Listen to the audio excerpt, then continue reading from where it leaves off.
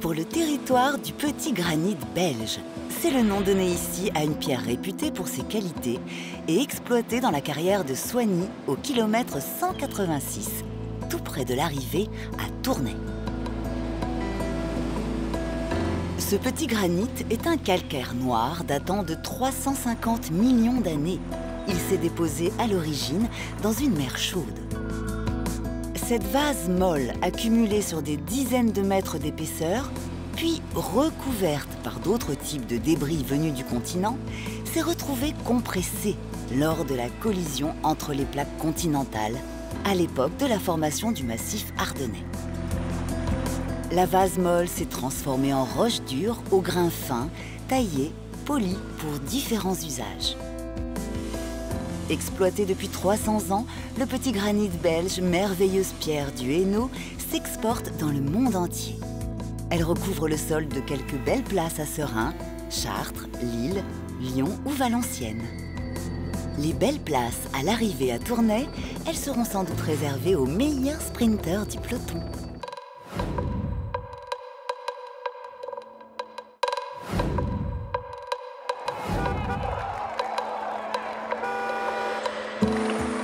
Dès les premiers coups de pédale, au départ d'Orchy, le peloton progresse sur les routes charbonnières du Nord-Pas-de-Calais. Flins-les-Rages, que les coureurs ont traversé, était même le siège d'une compagnie minière établie en 1897 et qui employa jusqu'à 900 gueules noires.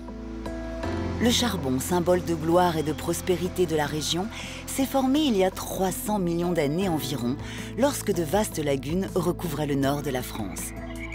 Dans le climat chaud et humide de l'époque, des fougères géantes croissent, meurent et s'effondrent dans les lacs, avant d'être recouvertes par des alluvions, terreaux de nouvelles plantes. Une fois enfouie, la matière végétale va se transformer lentement et donner naissance au charbon.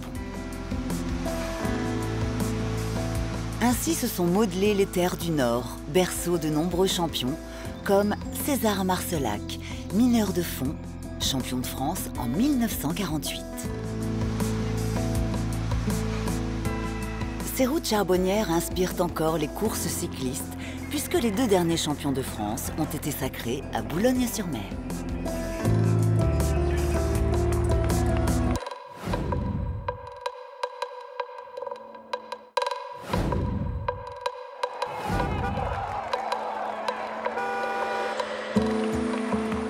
Le peloton quitte Abbeville, laissant derrière lui la baie de Somme, célèbre pour sa flore, sa faune, mais également ses galets de silex.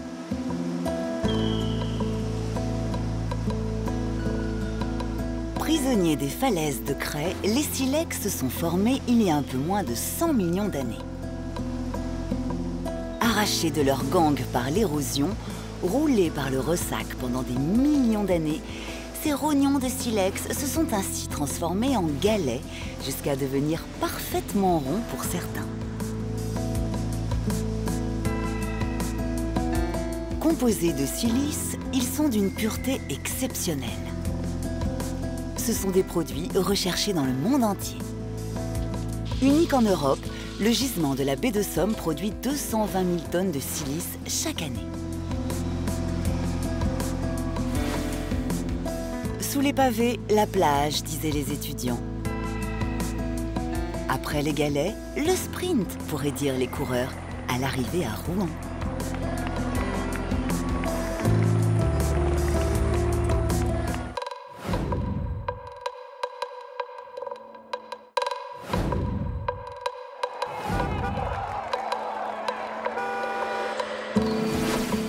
Dès le début de l'étape, vers le kilomètre 60, le peloton voyage dans le temps. Peu avant Gournay, les coureurs vont atteindre ce que les géologues appellent la boutonnière de Bray. Pour les rouleurs de ce tour, une très légère descente dans un sens, puis une côte assez douce pour en sortir 20 km plus loin. Peu de relief, pourtant c'est un détour par 70 millions d'années de notre histoire. Car la boutonnière de Bray, c'est une fenêtre ouverte sur des roches plus anciennes dans cette partie du bassin parisien. Elle s'est dessinée il y a 12 millions d'années environ, lors du plissement, du soulèvement de la région consécutif à la poussée alpine. Puis l'érosion a arasé, raboté ce modeste relief, révélant des roches plus anciennes. Montée, descente, c'est un peu le quotidien des cyclistes. La boutonnière de Bray, petite cicatrice du paysage, n'altère pas leur allure. 30 minutes seulement pour traverser 70 millions d'années, la fleur à la boutonnière.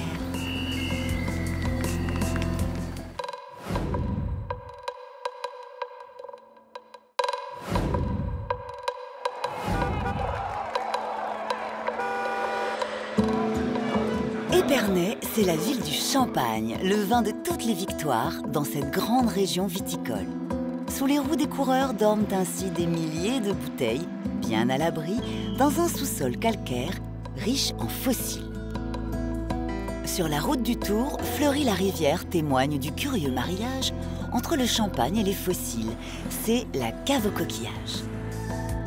En creusant des galeries pour abriter sa production, un viticulteur découvre une formidable accumulation de coquillages anciens, parmi lesquels le campanile giganteum, sorte d'escargot géant de 50 cm de long.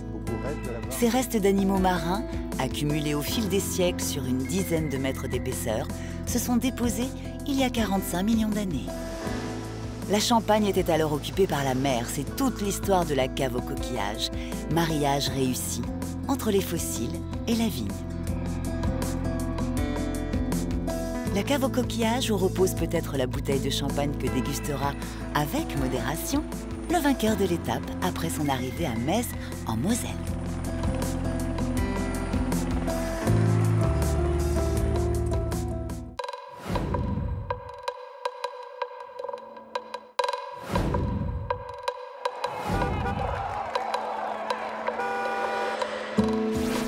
Les reliefs vosgiens et leurs trésors méconnus, le cuivre par exemple, sont au menu des coureurs. Le cuivre exploité dès 1560 dans les mines du Tillot, un village que le peloton va traverser au kilomètre 135. L'exploitation du minerai a duré plus de 2 siècles, laissant des traces encore visibles aujourd'hui. La visite de ce patrimoine minier laisse entrevoir les conditions de travail particulièrement difficiles à l'époque, lorsque le mineur devait creuser le granit à la seule force de son pic, progressant de 30 cm seulement chaque jour. Le Tillot où fut utilisée pour la première fois en Europe une technique révolutionnaire d'extraction du minerai. L'explosif grâce à la poudre noire venue tout droit de Chine. Les riches filons de cuivre datent d'environ 350 millions d'années. Les forçats de la mine ont laissé place aux forçats de la route, soucieux de dynamiter la course sans explosifs, juste à la force de leur volonté et de leurs muscles.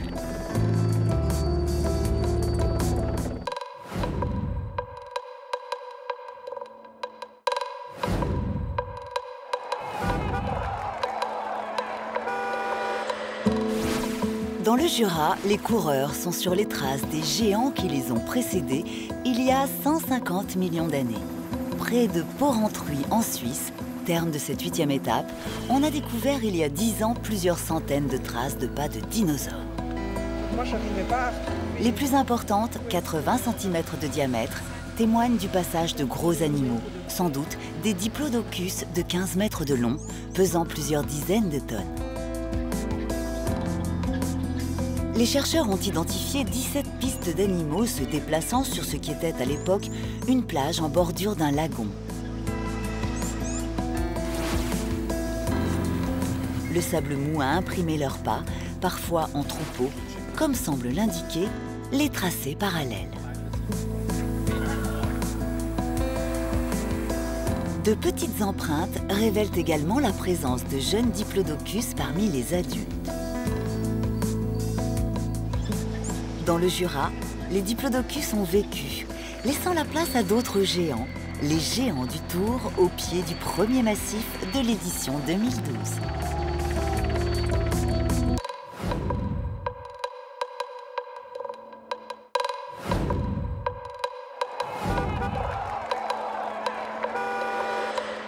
Un peu de sel pour animer cette 9e étape, celui d'Arc et Senans, jadis capitale de l'or blanc de la Franche-Comté.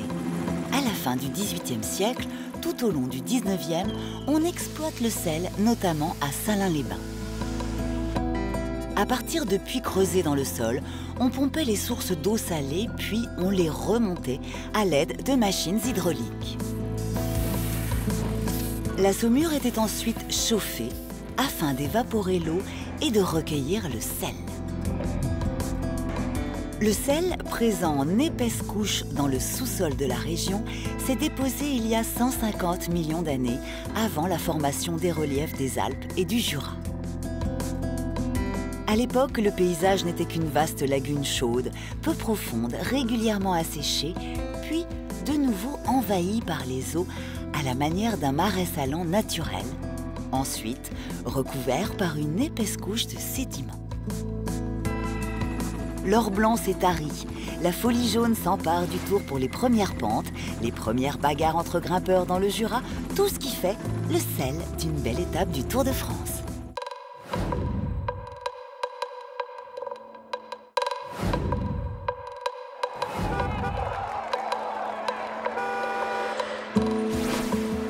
À la sortie de Mâcon, les coureurs admirent sur leur droite la sentinelle vigilante de Solutré. L'éperon rocheux est un site archéologique d'intérêt mondial. Il y a 35 000 ans, des hommes se sont installés au pied de la roche pour chasser le cheval et le renne. Pendant 20 000 ans, ils ont dépecé le gibier, taillé le silex, laissant derrière eux une énorme quantité d'os d'animaux et de débris de silex. Le musée implanté au pied de la falaise présente de nombreux objets découverts sur le site. Il atteste de la parfaite maîtrise dans l'art de la taille du silex par ces hommes. Un véritable trésor pour les chercheurs, accumulé au fil des siècles. Le site, mis au jour en 1866, est une référence internationale. Il définit une période de notre préhistoire, le Solutréen. Du haut de cette roche, jadis célébrée par une marche présidentielle, 4000 ans de notre ère contemplent les routes du Tour de France.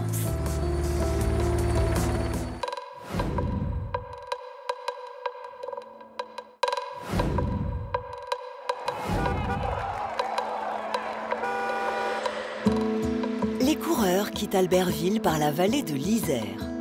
En début d'étape, ils peuvent observer le chantier de l'un des plus longs tunnels alpins. Dans quelques années, le rail reliera Lyon à Turin, en Italie. Une traversée impressionnante de 45 km sous 2500 mètres de roche. En s'enfonçant sous terre, le futur TGV traversera toute la gamme des roches composant le massif alpin. Calcaire, schiste, granit et même charbon, un véritable voyage géologique à la rencontre de matériaux, parfois durs comme l'acier, parfois tendres comme la gomme. Un tracé périlleux dans ces roches où circulent des eaux susceptibles d'inonder les chantiers. Ces travaux particulièrement ardus confrontent les ouvriers à la complexité de la géologie alpine.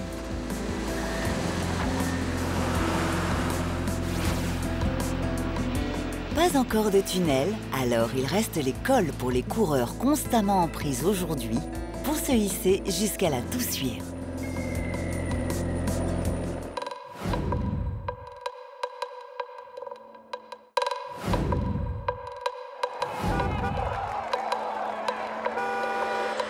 Les paysages majestueux des Alpes accompagnent les coureurs au départ. Au kilomètre 80, ils vont découvrir le mont Granier, immense mur calcaire de 900 mètres de haut, culminant à 1933 mètres d'altitude. Le mont Granier, tout simplement la plus haute falaise d'Europe. Une montagne surgit d'un paisible fond marin, il y a de cela plus de 60 millions d'années, avant que le choc de la plaque africaine sur la bordure sud de la plaque européenne ne donne naissance aux Alpes. La falaise, dressée au sommet du col du Granier, a une origine tragique. Elle s'est formée le 25 novembre 1248. Ce jour-là, le gigantesque effondrement d'un pan entier de la montagne fit plus de 5000 victimes et laissa pour la postérité cette impressionnante falaise. Un paysage évidemment réservé à tous les escaladeurs, en varap bien entendu, mais surtout en vélo, aujourd'hui pour rejoindre Annonay, terme de cette étape.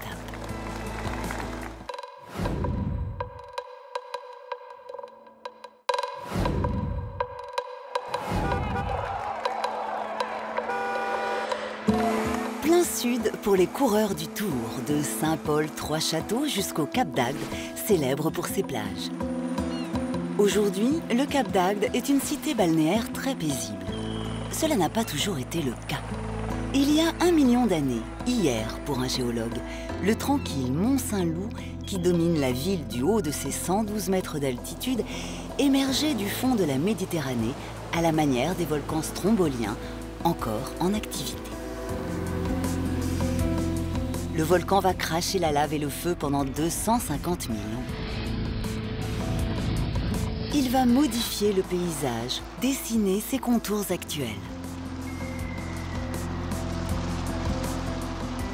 Des restes d'un cône volcanique encore visible à la pointe du Cap d'Agde attestent bel et bien de cette activité éruptive.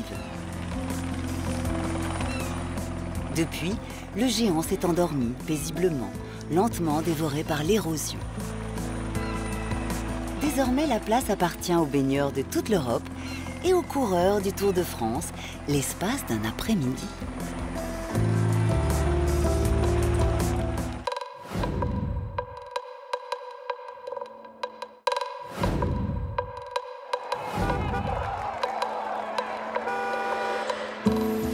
C'est aux 2/3 du parcours de cette étape que le peloton va frôler l'étang de Lers, magnifique plan d'eau pyrénéen éclairé par d'étranges roches vertes.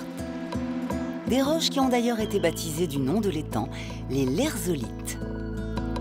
En fait, ce sont des lambeaux venus de la profondeur de la Terre. Ils ont été arrachés à la couche que l'on appelle le manteau terrestre, à plus de 50 km sous la surface de la Terre. Cette turbulence géologique a pris forme lors de la collision entre le bloc continental espagnol et la plaque européenne. Une collision qui va donner naissance à la chaîne des Pyrénées. Le massif de Lers recèle d'ailleurs de nombreuses roches, caractéristiques du manteau terrestre supérieur. Des petites taches vertes pour embellir un peu plus les formidables paysages pyrénéens que les coureurs n'ont guère loisir d'apprécier à la recherche de précieuses secondes avant l'arrivée à Foix.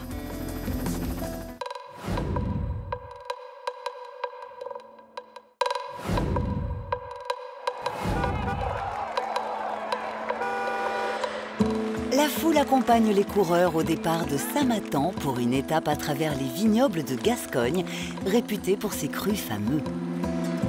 Et la géologie y est pour beaucoup. La vigne s'est développée sur les débris des Pyrénées, amassés au pied de la chaîne sous l'effet de l'érosion il y a des millions d'années. Sable, galets et argile, arrachés à la montagne, ont été transportés par les pluies torrentielles, puis redéposés plus bas en terrasse, en fonction du niveau des eaux. Le vignoble de Château-Montus, au kilomètre 101 de cette étape, près de Maubourguet, illustre parfaitement les qualités de ce terroir. Exposée au sud, la vigne y prend racine dans un mélange d'argile et de galets rougeâtres, déposés il y a 2,5 millions d'années. Un terroir idéal pour faire naître de merveilleux crus. Une terre de vignobles vallonnés propice à l'émergence d'un beau vainqueur à l'arrivée à Pau.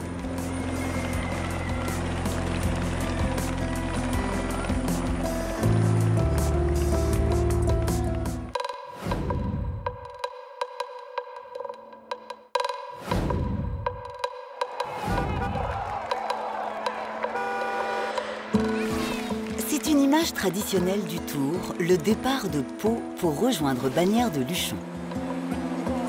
Au terme de cette étape, les coureurs pourraient, s'ils le pouvaient, goûter aux délices d'un bain dans les eaux chaudes naturelles.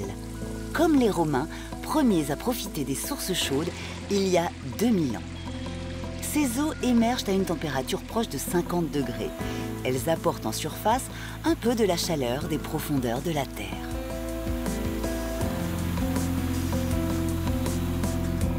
C'est d'ailleurs le principe de la géothermie, technique d'exploitation de ce gisement de calories inépuisable et non polluant.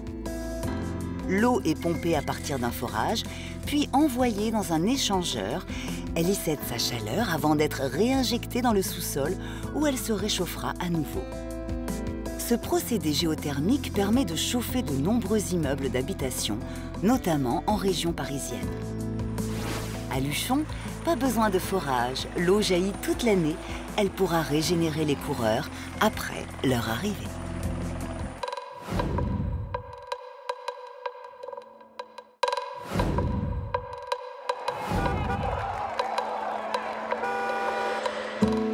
Au départ de Luchon, les vallées escarpées des Pyrénées délivrent leur trésor. Saint-Béat, au kilomètre 17, est un village célèbre pour ses marbres, aussi réputés que ceux de Carrare en Italie. La roche retirée du flanc de la montagne est un calcaire riche de différentes nuances de couleurs, du blanc le plus pur au gris bleuté. Elle s'est formée au fond d'une mer chaude il y a 150 millions d'années. La formation des Pyrénées l'a transformée 100 millions d'années plus tard, avant que le choc des plaques espagnoles et européennes ne façonne les paysages actuels. Les terrains soulevés, plissés, rabotés ont ainsi révélé le marbre de Saint-Béat. Exploité depuis l'Antiquité, ce marbre de grande qualité habille de nombreux monuments comme la basilique Saint-Cernin ou les bâtiments du Louvre. Il recueillera peut-être les noms des lauréats de cette 17e étape, gravée pour l'éternité dans le marbre de Saint-Béat.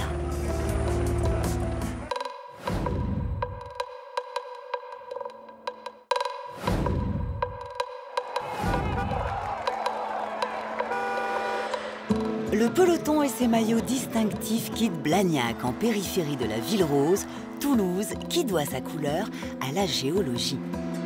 Ce sont en effet les briques de ces façades qui en ont fait la ville rose. Et la brique, c'est tout simplement de l'argile cuite. L'argile, très présente comme dans le gisement de Colomiers, s'est déposée dans la région il y a 20 millions d'années. Cette roche meuble, malléable, provient du dépôt de fines particules dans les fonds marins à l'issue de longues périodes de sédimentation. L'argile, un matériau qui durcit au contact de la chaleur. Dans la préhistoire, des hommes l'ont utilisé pour fabriquer des pots. Les Romains, eux, l'ont imaginé pour la construction de leurs maisons. C'est la naissance de la brique. Aujourd'hui, l'industrie de la terre cuite produit 5 millions de tonnes de briques et tuiles chaque année. La ville rose appartient au passé pour des coureurs en quête de maillots jaunes, blancs ou verts à Brive-la-Gaillarde, en Corrèze.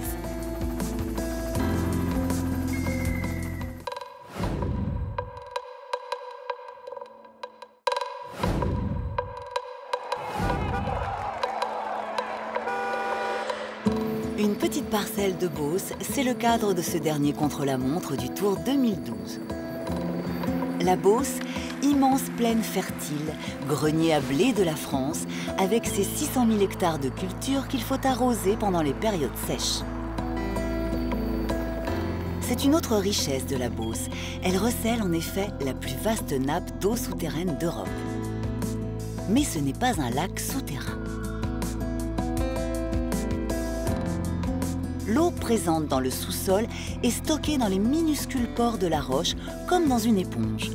La nappe de la Beauce, source de nombreux forages d'irrigation ou d'alimentation en eau potable, s'étend sur plus de 9000 km², avec une capacité de 20 milliards de mètres cubes. Son niveau est constamment surveillé grâce à des piézomètres, instruments descendus dans les forages. La Beauce, si plane et pourtant si difficile aujourd'hui, dans ce dernier chrono, pour récolter quelques précieuses secondes dans le grenier à blé de la France.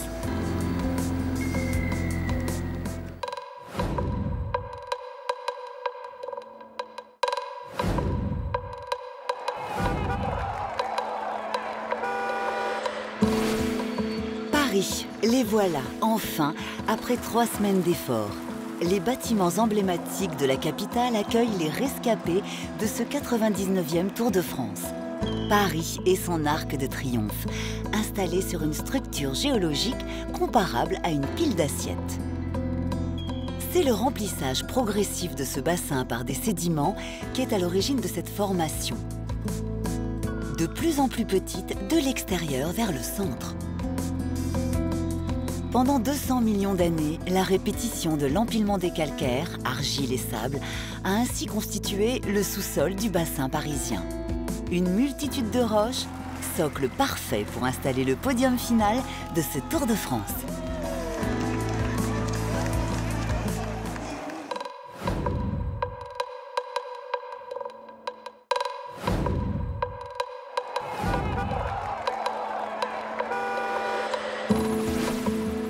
Un petit tour dans les rues de Liège pour ce prologue, dans une ville dont peu de gens savent quel est le berceau de la métallurgie moderne du zinc. C'est en effet à quelques centaines de mètres du parcours, à Angleur, que fut mis au point en 1809 un procédé de production de ce métal à partir de la calamine, minerai extrait du site de Moresnet, 30 km plus à l'est. L'ingénieur Jean-Jacques Daniel Denis dépose le brevet de production du zinc. Pour attester de la qualité de son invention, il offre à Napoléon une baignoire de voyage en zinc qui suivra l'empereur sur tous les champs de bataille. Réputé pour être le plus riche d'Europe, ce gisement a donné naissance à une industrie florissante, la Société des mines et fonderies du zinc de la Vieille Montagne. En 1925, la compagnie liégeoise produisait près de 10% du zinc mondial.